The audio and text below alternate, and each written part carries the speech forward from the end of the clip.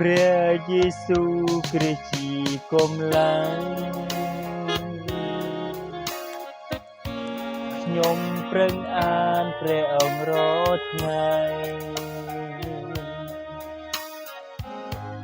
ទ្រង់ជាខែលហើយជាបន្ទាយចិត្តខ្ញុំរីករា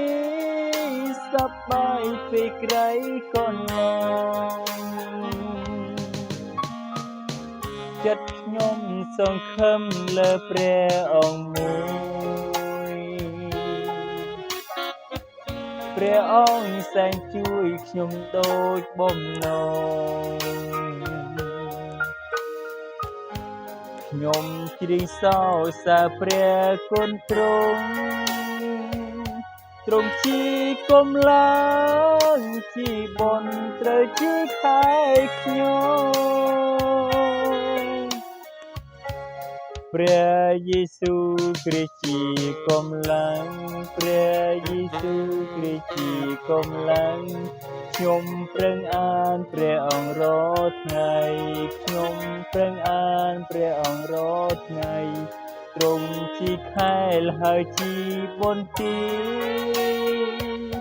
ចិត្តខ្ញុំរីករាយសប្បាយពេលក្រៃកន្លង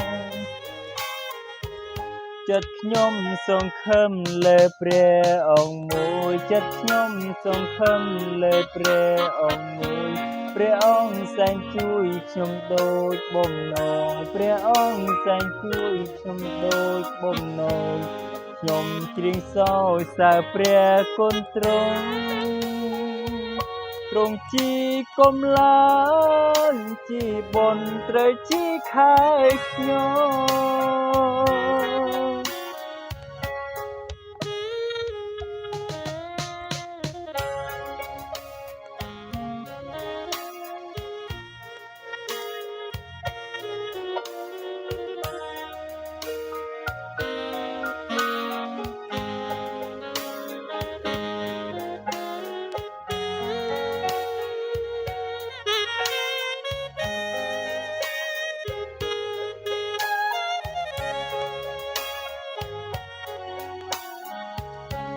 ព្រះយេស៊ូវគ្រីស្ទជា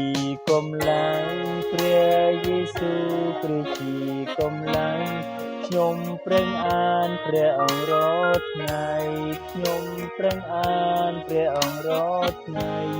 ទ្រង់ជាខែលហើយជាបន្ទាយចិត្តខ្ញុំរីករាយសប្បាយពេលក្រៃកន្លងចិត្តខ្ញុំសង្ឃឹមលើព្រះអង្គមួយចិត្តខ្ញុំសង្ឃឹមលើព្រះអង្គមួយព្រះអង្គសែងជួយខ្ញុំដូចបំណងព្រះអង្គសែងជួយខ្ញុំដូចបំណងខ្ញុំជ្រៀងសរសើរព្រះគុណទ្រង់ទ្រង់ជាកម្លាំងជាបុណ្យត្រូវជាខែខ្ញុំ